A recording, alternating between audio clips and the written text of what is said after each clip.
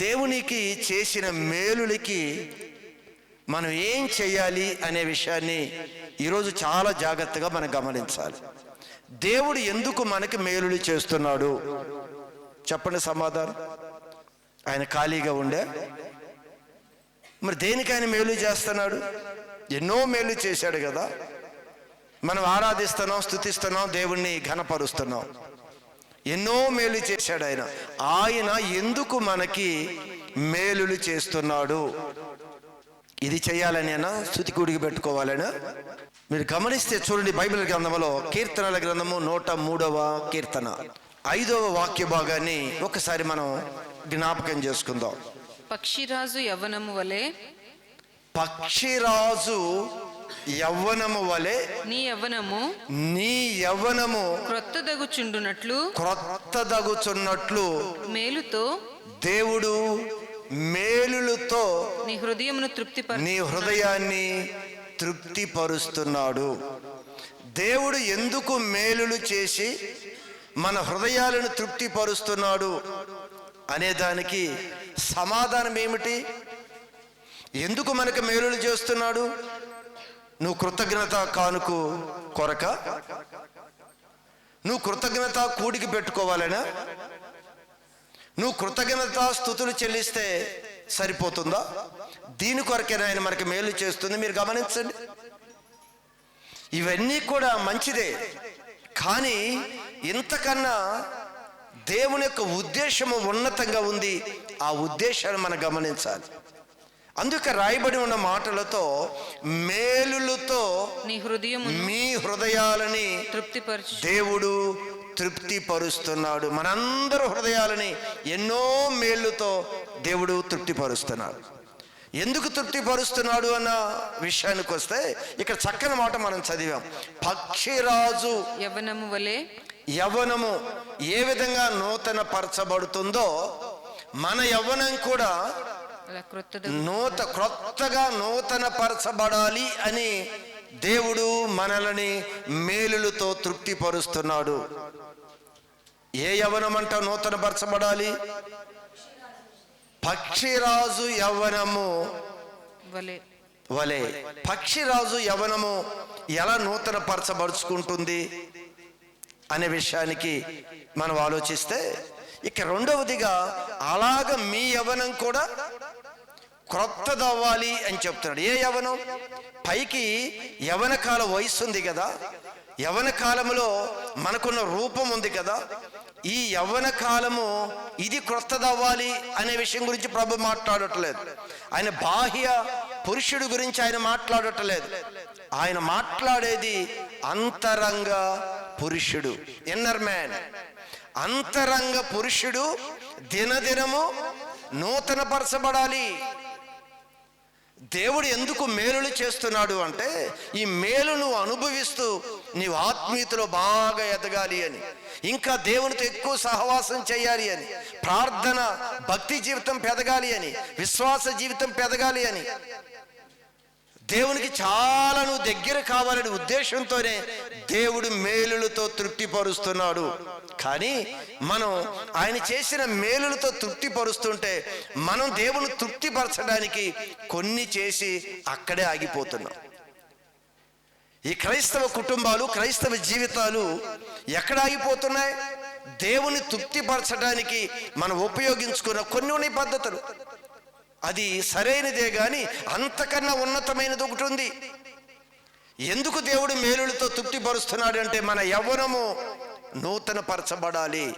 అంతరంగ పురుషుడు, అందుకే వాక్యం చెప్తుంది, ఈ బాహ్య పురుషుడు కృషించుచున్నను. ఇది ఏజ్లో ఈ శరీరం కృషించవచ్చు. మన బాల్యకాలం నుంచి యవన దశ నుండి వృద్ధాప్యంలోకి వెళ్ళే కొలది మన యొక్క శరీరంలో మార్పులు కనిపిస్తాయి. ఈ యవనం గురించి ఆయన మాట్లాడటం లేదు. ఈ యవనం నూతన పరచబడటానికి ఆయన మేలు చేయటం లేదు. కానీ అంతరంగ పురుషుడు, లోపల ఆత్మీయతలో మనం బలంగా ఎదగాలి. అందుకు అక్కడ అన్న మాట ఏమిటి అంటే, బాహ్య పురుషుడు కృషించుచున్నను, అంతరంగ పురుషుడు దినదినము రోజు నిన్నకి ఈ రోజుకి తేడా ఉండాలి, ఈ రోజుకి రేపటికి తేడా ఉండాలి, ఈ వారానికి మరో వారానికి తేడా ఉండాలి, వారానికి నెలకి మధ్య తేడా ఉండాలి, నెలకి సంవత్సరాలకి మధ్య ఆ అభివృద్ధి, ఆ నూతన పరచబడే విధానంలో మార్పు రావాలి అని దేవుడు మన జీవితాల్లో ఆయన ఏం చేస్తున్నాడు? మేలు చేస్తున్నాడు. హృదయాన్ని తృప్తికరమైన మేలు చేస్తాడు ఆయన. మన ఎవరో నూతన పరచబడాలి. బాహ్య పురుషుడు కృషించిపోతూ ఉన్నా సరే ఆత్మీయతలో మంచి బలంగా మనం ఎదగాలి. దినదినం ప్రార్థనా జీవితాన్ని చూసినప్పుడు ఎలా ఉన్నాం? ప్రార్థనా జీవితం దేవుని దగ్గర మేలు అనుభవిస్తూ ఉన్నామే, మరి మన ఎదుగుదల ఎలా ఉంది? దేవుడు దేన్ని బట్టి సంతోషిస్తాడు? ఈ బాహ్య రూపాన్ని బట్టి దేవుడు సంతోషించడు. ఈ బలము, ఈ అందము, దీనికి ఉన్న అధికారము, దీనికి ఉన్న జ్ఞానము, దీన్ని బట్టి ఆయన సంతోషించడు. అంతరంగ పురుషుడు, నువ్వు ఆత్మీయతలో ఎంత బలంగా ఉన్నావో, నీవు ఆత్మీయతలో ఎంత ఆసక్తి కలిగి ఉన్నావో, నీ ప్రార్థనా జీవితం ఎంత బలంగా ఉందో, దేవునికి సహవాసం ఎలా ఉందో, దాన్ని బట్టి దేవుడు సంతోషించువాడై ఉన్నాడు. అందుకేనంట ఆయన మేలు చేస్తుంది. అందుకే అక్కడ పక్షిరాజు యవ్వనము వలె నీ యవ్వనము, అది పక్షిరాజు ఏ విధంగా తన యొక్క దేహాన్ని నూతన పరుచుకుంటుందో తెలుసా? ఓ చిన్న విషయాన్ని గత దినంలో చెప్పాను. ఈ పక్షిరాజు తన ఏజీ పెరుగుతున్న కొలది తన యొక్క కాళ్ళ వేర్లు విస్తారంగా పెరిగిపోయి ఈ ఏర్లు ఎలా ఉండవలసినవి ఎలా ముడుచుకుపోతూ ఉంటాయి. మరి మూతుకొని ముక్కు ఎలా ఉండవలసింది అది ఎలా ఫోల్డ్ అయిపోతూ ఉంటుంది. దేన్ని వేటాడాలన్నా ఇది సరిగా పనిచేయదు, దేన్ని పట్టుకోవాలన్నా కాళ్ళు ఏళ్ళు అంత సహకరించవు గోర్లు. అలానే దేహం అంతా కూడా విస్తారమైన వెంట్రుకలతో భారంగా ఉంటుంది. ఇదేం చేస్తుంది అంటే మరలా నూతన పరచబడటానికి, మరలా ఈ పక్షిరాజు నూతనమైన బలాన్ని పొందుకుంటానికంట ఇది కొండ బేటల్లోనికి వెళ్ళి, కొండ ప్రదేశంలోకి వెళ్ళి తన ముక్కుని బండకేసి కొట్టుకుంటుందంట. తన యొక్క ముక్కు ద్వారా మొదటిగా తన కాళ్ళు యొక్క గోర్లుని పెరికి వేసుకుంటుంది. అన్ని గోర్లు పీక్కుంటుందంట. రక్తశక్తంగా ఉంటుంది, గోర్లని పీక్కుంటుంది. తర్వాత దేహం మీద ఉన్న ఎంట్రుకలన్నిటిని కూడా పీకేసుకుంటుంది. చివరికి తన ముక్కుని బండకేసి కొట్టి ముక్కును కూడా పూర్తిగా తీసివేసుకుంటుంది. ఇంత రక్తశక్తంలో మరలా నూతనంగా ముక్కు వచ్చేవరికి, నూతనంగా మరలా ఎంట్రుకలు కొత్తవి రావాలి, మరలా గోర్లు కొత్తగా పుట్టుకొచ్చినప్పుడు నూతనమైన బలంతో మరలా ఆకాశంలోనికి ఎగురుతుంది. తన యొక్క యవ్వన జీవితాన్ని మార్చుకుంటుంది అది. అందుకే ఇక్కడ దేవుడు అంటాడు, పక్షిరాజు యవ్వనము వలె నీ యవ్వనము క్రొత్తది. పక్షిరాజు యవ్వనం ఏమవుతుంది? క్రొత్తదగిపోతుంది. ఇంక అయిపోయింది, నేను వేటాడలేను అన్న స్థితిలో అదేం చేస్తుందంటే మరలా నూతన పరుచుకుంటుంది. ఆ కొండ బెర్రల్లోకి వెళ్ళి మరలా తన రూపం వచ్చే వరకు ఆ యొక్క కొండ బీటల్లో ఉండి మరలా తన ఎంట్రుకలు, తన ముక్కు, తన గోర్లు అన్నీ ఫామ్ అయిన తర్వాత మరలా మొదటి ఎంత బలంగా ఉందో అదే బలంతో తన వేటకి అది బయలుదేరుతుంది. ఈరోజు దేవుడు చెప్తున్నాడు, నేను మేలులతో ఎందుకు నేను తృప్తిపరుస్తున్నానో తెలుసా? నీ యవ్వనం కూడా నూతన పరచబడాలి. నువ్వు మేలు పొందుకుంటున్నావు కదా, ఇన్ని మేలు పొందుకుంటున్నప్పుడు ఏదిస్తే దేవుడు సంతోషిస్తాడే కాదు, ఎప్పుడు సంతోషిస్తాడు అంటే నీ యవ్వనము క్రొత్తదవ్వాలి. నువ్వు కూడా చక్కగా అయ్యా దేవుడు ఇన్ని మేలు చేశాడే, అసలు ఇన్ని మేలు చేస్తున్నాడు, అయోగ్యుని కదా నేను, ఇన్ని మేలు చేస్తున్నాడే ఆయన, ఈ మేలు చేస్తున్నాడు, ఇంకా నేను ఆత్మీయంగా ఉండాలి, ఇంకా నేను పరిశుద్ధంగా ఉండాలి, ఇంకా నేను నీతిగా ఉండాలి, ఇంకా నేను దేవుడి కొరకు బ్రతకాలి. ఇన్ని మేలు చేశాడే, నన్ను బ్రతికించాడే, నాకు జీవాన్ని ఇచ్చాడే, నాకు స్వస్థత ఇచ్చాడే, దురాత్మ నుంచి విడిపించాడే, ఎన్నో మేలు చేశాడు. నేను ఇంకా ఆత్మీయంగా బలపడతాను, ఇంకా నా శరీరంలో మృతతుల్యమైనది ఏదైతే ఉందో దాన్ని పెరికి వేసుకుంటాను. పక్షిరాజు తన యవ్వనం కొరకు ఇదిగో పనికిరాని గోర్లుని, పనికిరాని ముక్కుని, పనికిరాని ఎంట్రుకలు అన్ని తీసివేస్తుంది. మనం కూడా మన జీవితంలో ఆత్మీయతలో ఎదగటానికి అడ్డుగా ఉన్నవి ఏవైతే ఉన్నాయో అవన్నీ కూడా పెరికి వేయాలి. దేవుడి సన్నిధిలో ప్రార్థనలో కూర్చొని మరలా నూతన పరుచుకోవాలి. ఇన్ని మేలు చేస్తున్నాడు దేవుడు, నేను ఆయన కొరకు బ్రతకాలి, ఆయనకి ఇష్టంగా బ్రతకాలి, ఆయనకి ఇష్టంగా జీవించాలి. ఈ నూతనమైన మార్పుని దేవుడు మనలో కోరుకుంటున్నాడు. ప్రత్యేకంగా ఈరోజు సాటర్డే ఫాస్టింగ్ ప్రేయర్కి వచ్చాం. ఎందుకు వచ్చాం? ఆసక్తి, ఇంకా దేవుళ్ళో బలపడాలి. సండే 2 సర్వీసులకి వస్తున్నాం కదా, సాటర్డే ఒక సర్వీస్కి ఎంతమందిని తగ్గిపోతున్నాం. కానీ నూతన పరచబడాలి అనే ఆసక్తి కలిగిన వారు, ఇంకా వాక్యం ద్వారా పొదుని చేయబడటానికి, వాక్యం ద్వారా ఇంకా కడగబడటానికి, వాక్యం ద్వారా ఇంకా బలపడటానికి దేవుడి సన్నిధికి మనం వస్తున్నాం. అందుకే దేవుడు ఈ సాయంకాలం, ఈ రాత్రి మనతో మాట్లాడుతున్నాడు. ఆయన నీ యవ్వనం కూడా నూతన పరచబడాలి, నీ ఆత్మీయ స్థితి ఇంకా బలంగా ఎదగాలి. ఈరోజు లోకములో మేలులు దేవుని యొద్ద పొందుకొని దానికి ఏ విధంగా స్పందించారో కొన్ని పరిస్థితులు మనం చూస్తే, కొంతమంది మేలు పొందుకొని ఆ మేలులతోనే వెళ్ళిపోయేవారు ఉన్నారు. ఒక గుంపు ఇది. దేవుని యొద్దకు వచ్చి దేవుడు మేలులు చేయగానే హృదయాన్ని దేవుడు ఆనందింప చేయటానికి ఆయన కొన్ని మేలు చేస్తే ఆ మేలు తీసుకొని అంతే వెళ్ళిపోయేవారు ఉన్నారు.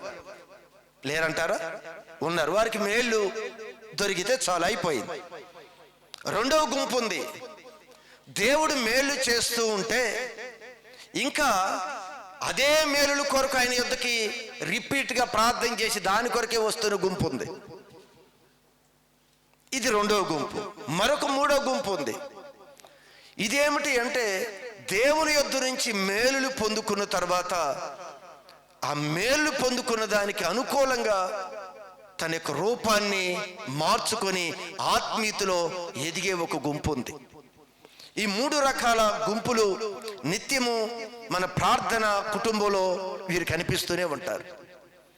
అయితే మొదటిగా చెప్పిన గుంపు ఎవరు అంటే, మేలును పొందుకోగానే చాలు అని వెళ్ళిపోయే గుంపు. గత దినంలో మీకు ఒక విషయం చెప్పాను. 10 మంది కుష్ఠు రోగులు యేసు ప్రభు దగ్గరికి వచ్చినప్పుడు 10 మందికి ఒకే విషయం చెప్పాడు. అందరూ ప్రాధేయపడ్డారు. ప్రభా, మమ్మల్ని ఏమని కేకలు వేశారు వీరు? మా పట్ల కృప చూపు, మమ్మల్ని కనికరించు. యేసు ప్రభువా, మమ్మల్ని కరుణించుము అని ఆయన కేకలు వేసి బతిమలాడుతున్నారు. చివరికి కనికరం చూపాడు ఆయన. కనికరం చూపి తర్వాత వారిలో 9 మంది వెంటనే ఆ మేలులు పొందుకొని వెళ్ళిపోయారంతే. మేలు పొందుకొని వెళ్ళిపోయారు. మరలా తిరిగి ప్రభు దగ్గరికి రాలేదు వీరు. ఈరోజు సంఘంలోకి వచ్చిన నీ జీవితంలో కూడా కొన్ని సందర్భాల్లో మనం ప్రార్థన చేసినప్పుడు దేవుడు మేలులు ఆలస్యం చేస్తూ ఉంటాడు. దేవుని కార్యాలు కొన్ని సందర్భాలు ఆలస్యం అవుతూ ఉంటాయి. ఎందుకో తెలుసా? నీవు కూడా ఆ 9 మంది కుష్ఠు రోగుల్లాగా మేలు పొందుకొని మరలా దేవునికి దూరం అయిపోతావేమో అని. దురాత్మలతో పీడింపబడుతున్న వారు వచ్చేవాళ్ళు కొంతమంది ఉన్నారు. వ్యాధులతో బాధపడుతూ వచ్చేవారు ఉన్నారు. కొందరికి వెంటనే దేవుడు స్వస్థత చెంది పరిచినవి ఉన్నాయి. వెంటనే దురాత్మ నుంచి విడుదల చేసిన ఈ సంఘటనలు ఉన్నాయి. కానీ కొంతమందిని ఎక్కువ కాలము వారిని అదే స్థితిలో ఉంచిన సంఘటనలు కూడా ఉన్నాయి బైబిల్ గ్రంథంలో. అయితే ఈరోజు మనం అనేకమైన మేలు పొందుకుంటున్నాం కదా. ఈ మేలు పొందుకొని మేలులతో ప్రభుకి దూరం అయిపోయే స్థితికి మనం ఎప్పుడు ఉండకూడదని. ఈ మేలు పొందుకునేవారికి ఆసక్తి దేవాలయానికి వస్తాం. మేలు పొందుకునేవారికి ఎన్నెన్నో చేస్తాం. కానీ అనుకున్నది మనకు వచ్చిన తర్వాత, అనుకున్న గృహం మనం కట్టుకున్న తర్వాత, అనుకున్న అవసరతను మనం తీరిన తర్వాత, అనుకున్న ఉద్యోగాలు మనకు వచ్చిన తర్వాత, అనుకున్న బలహీనత మనలో నుంచి వెళ్ళిపోయిన తర్వాత, అనుకున్న ఆశీర్వాదం మనకు వచ్చిన తర్వాత మనలో ఆసక్తి అలానే తగ్గిపోయి మన ప్రభుని సేవించటానికి కూడా, ప్రభు సన్నిధికి రావటానికి కూడా నిర్లక్ష్యం చేస్తాం. వెళ్ళిపోవటం అంటే ఒకవేళ లోకంలోకి వెళ్ళిపోవచ్చు, పోకపోవచ్చు. కానీ దేవుడు సన్నిధిలోనే ఉంటూ కనబడతాం. కానీ దేవుడితో అవసరం లేనట్లుగానే మొక్కుబడిగా దేవాలయంలో అడుగుపెట్టి వెళ్ళిపోతూ ఉంటాం అంతే. వస్తాం దేవాలయానికి, ప్రజెంట్ వేయించుకొని వెళ్ళిపోతాం. కానీ ఆసక్తి, కానీ దేవుడి మీద మక్కువ, ఇంకా దేవుడి సన్నిధిలో బ్రతకాలని ఆశ లేని వ్యక్తులుగానే ఉంటాం. ఇది మొదటి గుంపు. వీరి మేలులు పొందుతుంటారు కానీ ఆ మేలులతో తృప్తి పొందుకొని ఆ మేలులతో వెళ్ళిపోతారు. కానీ దేవుడు మేలులు ఎందుకు చేస్తున్నానని చెప్పాడు? నీ యవ్వనము, నీ ఆత్మీయ స్థితి నూతన పరచబడాలి. నీ ఆత్మీయతలో ఇంకా నువ్వు బలంగా ఎదగాలి.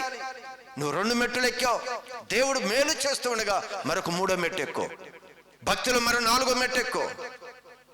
నువ్వు మెట్టులు ఎక్కుకుంటూ విశ్వాసంలో బలవంతులు కావటానికి దేవుడు ఇవన్నీ కూడా మన ముందు జరిగిస్తూ ఉన్నాడు అనే విషయాన్ని గమనించాలి. 2వ గుంపు గురించి చెప్పాను. ఏమిటిది?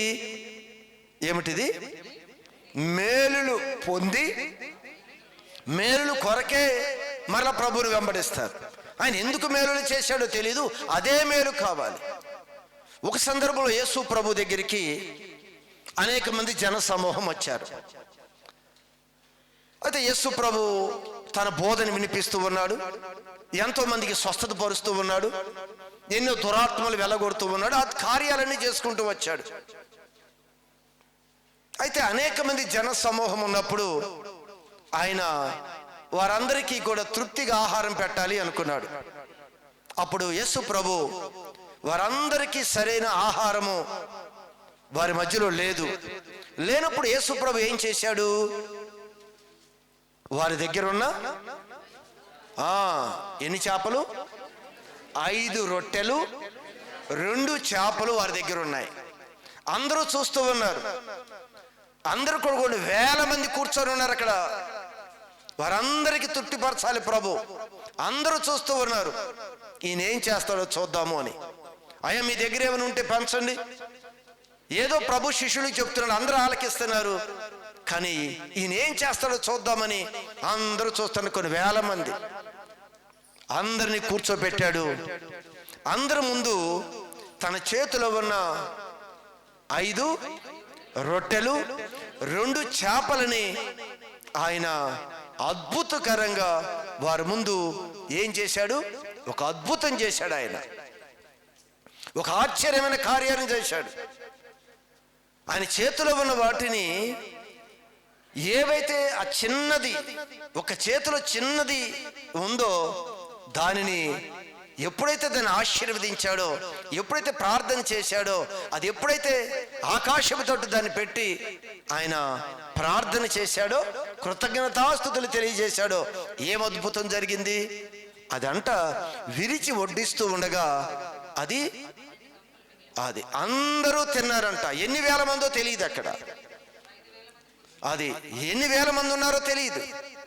పురుషులు, స్త్రీలు, పిల్లలు ఎంతమంది ఉన్నారో అక్కడ లెక్క రాయలేదు. కానీ కొన్ని వేల మందికి ఆ ప్రదేశంలో ఆయన అందరికీ కూడా ఇదిగో మాంసాహారం, ఫిష్ కర్రీ పెట్టేశాడు.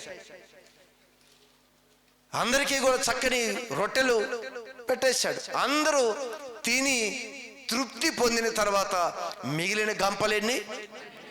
12 గంపలు మిగిలిపోయాయి ఇంకా. అయితే ఈ కార్యమంతా జరిగింది. యేసు ప్రభు ఇక వెళ్ళండి, శిష్యుల్ని ఏమన్నా ఆ సముద్రం అద్దరికి వెళ్ళమని ఆయనకు దోనెక్కించి శిష్యులు పంపించేశాడు. ఈ కూడి వచ్చిన జనాంగం కూడా ఇక మీరు గృహాలకు వెళ్ళిపోమని యేసు ప్రభు పంపించి వేశాడు. అయితే మరుసటి రోజు మరలా యేసు ప్రభు కొరకు జన సమూహం వస్తూ ఉంది. వచ్చారు మరలా ఇక్కడికి యేసు ప్రభు దగ్గరికి. ఎక్కడా అని ఎతికారు, యేసు ప్రభు వారికి కనిపించలేదు. అయితే ఎంక్వైరీ చేశారు, యేసు ప్రభు కనిపించలేదు. వీరు కూడా కొన్ని దోణులకి యేసు ప్రభుని ఎత్తుక్కుంటూ అద్దరికి వెళ్ళారు. వీరు కూడా వీళ్ళందరూ రావటం యేసు ప్రభు చూసి యేసు ప్రభు ఏం మాట్లాడాడో తెలుసా? ఒక్కసారి మీరు చూడండి. యోహాను సువార్త 6వ అధ్యాయము 26వ వాక్య భాగం. మీరు వారి గురించి అంటున్నాడు ఆయన. మీరు సూచనలు చూచుట వలన కాదు గాని, సూచక క్రియలు చూచుట వలన కాదు కానీ, రొట్టెలు భుజించి తృప్తి పొందుట వలన నన్ను వెతుకుతున్నారు, నా దగ్గరికి వస్తున్నారు. మీరు దేనికి వస్తున్నారో తెలుసా? మేలు పొందటానికి మీరు వస్తున్నారు ఇక్కడికి. ఏదో మేలు పొందుకుని తిని వెళ్ళిపోవటానికి మీరు వస్తున్నారు. ఇంతమంది ముందు, ఇన్ని వేల మంది ముందు ఇంత అద్భుతం చేస్తే ఈ అద్భుత కార్యాలను చూసి అబ్బా ఈ దేవుడు ఇంత గొప్పవాడా, ఈయనే నాకు కావాలి, ఈయనే నాకు కావాలి, ఈయన నేను వెంబడించాలి అని దేవుణ్ణి ఆ విధంగా వెంబడించడానికి వీరు రాలేదంట. దేని కొరకు వస్తున్నారంటే వీరు రొట్టెలు భుజించి ఆహారం కొరకు వస్తున్నారు. ఈరోజు మన జీవితంలో కూడా గమనించండి, దేవుడు మన ముందు చేస్తున్న అద్భుత కార్యాలు, మన ముందు మేలు చేస్తున్నాడు కదా, ఈ మేలులు వెనక దేవుని యొక్క శక్తి ఏంటో తెలుసుకొని ఆ దేవుని వెంబడించే విధంగా మనం ఉండాలి. కానీ ఇంకా మేలులే కావాలి, ఇంకా ఏదైనా ఇస్తావా, ఇంకా ఉద్యోగమా, ఇంకా ప్రమోషనా, ఇంకా ఆస్త, ఇంకా ఇల్లు, అన్ని కూడా భూ సంబంధమైన వాటి కొరకే మనం ముందుకు వెళ్ళిపోతాం. అందుకే అక్కడ ఆ మాట కూడా అంటాడు కదా, క్షయమైన ఏమంటాడు అక్కడ ప్రభు, క్షయమైన ఆహారం కొరకు, క్షయమైన ఆహారము కొరకు కష్టపడకుడి. మీరు ఇంత కష్టపడక్కర్లేదు. సముద్రం అద్దరి నుంచి ఇద్దరికి ప్రయాణం చేసి వస్తున్నారే, పిల్లల్ని వేసుకొని ఊరు నుంచి ఇంత ప్రయాణం చేసి వస్తున్నారే, ఈ క్షయమైపోయే ఈ ఆహారం కొరకు మీరు కష్టపడకుడి. మీరెంత కష్టపడొద్దు, కానీ నిత్య జీవము కలుగజేయు, నిత్య జీవము కలుగు చేయు అక్షయమైన ఆహారం, అక్షయమైన ఆహారం కొరకే కష్టపడు. మీరు కష్టపడండి, నిత్య జీవం కొరకు మీరు కష్టపడండి, ఆత్మీయతలో ఎదగటానికి కష్టపడండి. దేవుడు చేస్తున్న సూచక్రియలు, అద్భుత కార్యాలు చూసి ప్రభువుని వెంబడించాలే. కానీ ఈ సూచక్రియలు, అద్భుతాలు చూసి ఎప్పుడూ కూడా ఈ భూ సంబంధమైన వాటి కొరకు ఆయన ఎద్దకు రావద్దు అంటున్నాడు ఆయన. ఇది రెండో గుంపు. మేలు పొందుతున్నారు కానీ ఇదే మేలు కొరకు వస్తున్నారే కానీ దేవుడు చేసిన అద్భుతాలు మాత్రం వారికి అర్థం కావట్లేదు. ఇంకా మనం కూడా శరీర సంబంధమైనకి స్వస్థత వస్తుందా, భూ సంబంధమైన ఆహారం వస్తుందా, వాళ్ళకి మనకు ఉద్యోగం వస్తుందా, ఎంత సమయానికి ఈ భూ సంబంధమైన ఒక ఆలోచనలే కానీ ఇదిగో పర సంబంధమైన నిత్యత్వం గురించిన ఆలోచన లేవు అనే విషయాన్ని యేసు ప్రభు ఖండితంగా విషయాన్ని మాట్లాడుతున్నాడు. మనం ఏ గుంపులో ఉన్నాం ఆలోచించండి. మూడొక గుంపు ఉంది. ఈ గుంపులో కూడా దేవుడు చేసిన ఈ మేలులను బట్టి వారు ఏ విధంగా ఉన్నారో తెలుసా? ఒక దినాన పేతురు చేపలు వేయటానికి సముద్రంలోనికి వెళ్ళాడు. రాత్రంతా ప్రయాసపడ్డాడు పేతురు. జాగ్రత్తగా వైపు చూడాలి. రాత్రంతా ప్రయాసపడ్డాడు, ఒక్క చేప కూడా దొరకలేదు. ధోనిని బయటికి తీసుకొని వచ్చాడు. ధోని అంతా కూడా సరి చేసుకుంటున్నాడు. సముద్రంలో వేసినప్పుడు రాళ్ళు, తుప్పలు ఏయో పట్టుకొని చిరిగిపోయి ఉంటాయి కదా, అంతా కూడా బాగా రిపేర్ చేసుకుంటున్నాడు. ధోని అంతా కూడా సరిగా చేసుకొని దాన్ని కడుక్కుంటూ ధోనికి ఏం దొరకలేదని నిరుత్సాహపడిపోయి ధోనిలో ఉన్నప్పుడు యేసు ప్రభు ఆ ప్రదేశానికి వచ్చాడు. యేసు ప్రభు తన దగ్గరికి వచ్చినప్పుడు యేసు ప్రభు కూర్చునటానికి ఆ ధోనిలో కొంచెం సమయం కూర్చుంటాను అంటే యేసు ప్రభుకి స్థలం ఇచ్చాడు. ఆయన ఏమన్నా తన వలని బాగు చేసుకుంటూ ఉన్నాడు. యేసు ప్రభు ఆ పక్కన ఆగి ఉన్న ధోని మీద కూర్చున్నాడు. ఆయన ఏం చేస్తున్నాడు? బోధిస్తూ ఉన్నాడు. అనేకమైన బోధిస్తూ ఉన్నాడు ఆయన. ఈ బోధలు ఆలకిస్తూ ఉన్నాడు ఈ పేతురు. ఆ వలలు కడుక్కుంటూ ఉన్నాడు. ఈలోపు తన యొక్క బోధ అంతా అయిపోయిందేమో యేసు ప్రభు పేతురు వైపు చూసి ఒక మాట అన్నాడు. పేతురు, నీవు ధోనిను లోపలికి నడిపించి చేపల పట్టుటకు మీ వలలు వేయుడి అని చెప్పాడు. అయితే పేతురు ఏదో మాట్లాడాడు. చివరికి ప్రభు మాట విని ధోని లోపలికి వెళ్ళాడు, వల వేశాడు. వలలో విస్తారమైన చేపలు పట్టాయి. రాత్రంతా ప్రయాసపడ్డాను. ఈ ప్రదేశం అంతా తిరిగాం. నేను ఒక్కనే కదా, ఎన్నో బోట్లు వేసుకొని ఇదంతా సంచారించి ఒక్క చేప దొరకలేదు. ఇదిగో ఈయన మాటలో అద్భుతం ఉంది. ఆయన మాట వింటే ఒక అద్భుతం ఉంది, ఆయన మాటలో శక్తి ఉంది అని గ్రహించాడు. వల వేయగానే విస్తారమైన 2 ధోనిల నిండా నిండిపోయినన్ని చేపలు వచ్చేసాయి. బయటికి అంతా కూడా ఈడ్చుకొని వచ్చారు. ఇదంతా చూడగానే పేతురు ఒక మాట అన్నాడు యేసు ప్రభుతో. ఏమన్నాడో తెలుసా? ఒకసారి చదవండి. లోకాసు వార్త 5వ అధ్యాయము 8వ వాక్య భాగం. సీమోను పేతురు అది చూచి యేసు మోకాళ్ళ ఎదుట సాగిలపడి, యేసు ప్రభు యొక్క మోకాళ్ళ ఎదుట సాగిలపడి, ప్రభువా నన్ను విడిచిపోమ్ము, నేను పాపిని.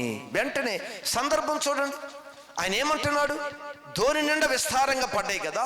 వెంటనే దేవుని యొక్క ఉపదేశం విన్నా ఈయన దేవుని యొక్క మాటలను అద్భుతాన్ని చూడగానే అర్థమైపోయింది, ప్రభా నేను పాపిని, ప్రభా నేను పాపిని. నువ్వు ఇంత గొప్పవాడివి, పాపినైన నాది నన్ను ప్రేమిస్తున్నావు నీవు.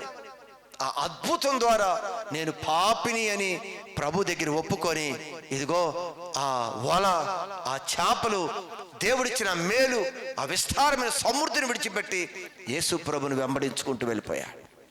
మనం ఈరోజు పొందుకున్న మేలులు వెంబడించుకుంటూ తిరుగుతున్నాం. దేవుడు ఏది ఇచ్చాడు ఇంకా అదే ఇవ్వాలి, ఇంకా అదే ఇవ్వాలి. క్షయమైపోయే దాని గురించి పరిగెత్తుకుంటూ వెళ్ళిపోతున్నాం. కానీ ఇదిగో చూశారా, అద్భుతాన్ని చూసిన పేతురు వెంటనే తన ధోనిని విడిచిపెట్టాడు, తన వలని విడిచిపెట్టాడు, తనకొచ్చిన చేపలని విడిచిపెట్టాడు. ఇంతకన్నా శ్రేష్టమైన వాడు నాకు దొరికాడు అనుకొని యేసు ప్రభుని వెంబడించుకుంటూ వెళ్ళిపోయాడు. ఈరోజు మనం కూడా సూచక్రియలు మనం చూస్తున్నామే, దాని వెనక దేవుని యొక్క శక్తిని చూడాలి, దేవుని యొక్క బలాన్ని చూడాలి. మనం దాన్ని వెంబడించాలి కదా. ఇంకా భూస్వామ్యమే నాకు అది చేయలేదు, స్వస్థపరచలేదు, ముట్టుకోలేదు, బాగు చేయలేదు, ఉద్యోగం ఇవ్వలేదు, వ్యాపారం ఇవ్వలేదు, అంత కూడా క్షయమైపోయే వాటి వైపే మనం వెళ్తున్నాం. యేసు ప్రభు అన్నాడు, క్షయమైపోయే వాటి కొరకు నువ్వు సమయాన్ని హెచ్చించొద్దు, కష్టపడొద్దు. అక్షయమైన వాటి కొరకు నువ్వు కష్టపడు. పేతురు విడిచిపెట్టి యేసు ప్రభుని వెంబడించాడు. అందుకే యేసు ప్రభు అద్భుతంగా పేతురుని తన యొక్క ప్రియ శిష్యుడిగా, అద్భుతంగా పరలోక రాజ్యానికి ఒక బలమైన సాధనంగా ఆయన ఎన్నుకొని ముందుకు తీసుకొని వెళ్ళిపోయాడు ప్రభు. గమనించండి, మనందరం కూడా మన జీవితంలో మేలు చేసినాడు. దావీదు కూడా ఒక సందర్భంలో ఎన్నో మేలు అనుభవించాడంట. దావీదు, అయ్యా ఎన్నికలే నన్ను, గొర్రెల దొడ్డిలో ఉన్న నన్ను నువ్వు మహారాజుగా చేసావే, అసలు నేను దేనికి యోగ్యుని ప్రభా? ఇన్ని మేలు చేసావు నాకు, ఎన్ని మేలు నేను అడగలేదు. నేను గొర్రెలు కాసుకుంటున్నాను, ఈ గొర్రెలు కాసుకునే స్థితిలో ఉన్న నన్ను అంచెలంచెలుగా ఎదిలిగించి ఈరోజు సింహాసనం మీద కూర్చోబెట్టావు. ఏ పాటి వారం ప్రభా మాకు? ఇంకా నాకు ఆ సింహాసనమి, నాకు ఇంకా రాజుగా చెయ్యని ప్రభు దగ్గర అడగట్లేదు. ఈయన పరిస్థితి ఎలా ఉందో తెలుసా? ఒకసారి నేను ముగించి వేస్తా, టైం అయిపోయింది. 2 సమూయేలు పుస్తకం 7వ అధ్యాయము 28వ వాక్యం 29వ వాక్యంలో ఒకసారి చదవండి. యెహోవా నా ప్రభువా, అంతకుముందు ఏమన్నాడు? మేలు దయచేయుదునని, మేలు దయచేయుదును అని నీవు నీ దాసుడనైన నాకు సెలవిచ్చి ఉన్నావే. నీవు నీ దాసుడైన నాకు సెలవిచ్చావు. నీవు దేవుడవు కనుక నీ మాట సత్యం, నీ మాట సత్యమే. మేలు అంటే మేలు దయచేస్తావు. ఇప్పటికే ఎన్నో మేలు చేశావు. ఆ ముందు వచ్చిన వాళ్ళు ఏమంటాడు? నా ప్రభువా, ఇంతగా నీవు నన్ను హెచ్చించటానికి నేను ఎంతటి వాడిని ప్రభా? ఏ స్థితి నుంచి ఏ స్థితికి తీసుకొచ్చావు ప్రభా? చూసారా, ఆ మేలులకి ఆయన కృతజ్ఞత ఏం చేయాలనుకుంటున్నాడు చూడండి. దయచేసి నీ దాసుడనైన నా కుటుంబము నిత్యము నీ సన్నిధిని ఉండునట్లుగా దానిని ఆశీర్వదించు. అయ్యా, ఇవి కాదు ప్రభా, నీకు ఈ శరీర సంబంధమైన ఆశీర్వాదం కాదు. నేను నా కుటుంబము ఆత్మీయంగా ఎదుగుతూ ఎప్పుడు నీ సన్నిధిలో ఉండాలి. మేలులు పొందుకొని దేవుని యొక్క కార్యాలు చూస్తున్న మనం నూతన పరచబడాలి, ఆత్మీయంగా నూతన పరచబడాలి, ఆత్మీయంగా ఎదగాలి, ఆత్మీయంగా బలపడాలి, దినము నూతన పరచబడాలి. నిన్నటికి ఈ రోజుకు తేడా రావాలి. ఈ రోజుకి వచ్చే వారం నుంచి నెల సంవత్సరానికి వచ్చేసరికి నూతన పరచబడాలి. ప్రభా, సంవత్సరములు జరుగుతుండగా మమ్మల్ని నూతనపరచు. దేవుడి కార్యాలు నూతన పరుస్తూనే ఉన్నాడు, మనం కూడా నూతన పరచబడాలి. మనందరం కూడా గమనించండి, దేవుడు మేలులు చేస్తున్నాడు, హృదయాన్ని తృప్తిపరుస్తూ. కానీ ఎందుకో తెలుసా? మనందరం కూడా ఆత్మీయతలో నూతన పరచబడాలి, ఆత్మీయతలో బాగా ఎదగాలి, ప్రార్థన పెదగాలి, వాక్యంలో పెదగాలి, దేవునికి పరిచర్యలో పెదగాలి, దేవునికి సువార్తలో పెదగాలి, దేవుని కొరకు బలమైన సాధనంగా మనం ఉండాలి, రోషం కలిగి దేవునికి సాక్షులుగా మనం జీవించాలి. అందుకు మేలులు చేస్తున్నాడు. అన్ని చూస్తున్నాం, దాని వెనకున్న దేవుడి శక్తిని చూసి దేవుని శక్తిని వెంబడించాలి. ఆ కార్యాలను చూసి కాదు, ఈ కార్యాలు చూసుకొని ఇంకా ఈ కార్యాలు అడగొద్దు. ఈ కార్యాలు చేసే దేవుని మనం చేరుకోవాలి. ఈ కార్యాలు చేసే దేవుని గురించిన ఆలోచన మనలో ఉండాలి. అలాంటి కృపా ధన్యత దేవుడు మనందరికీ అనుగ్రహించును గాక.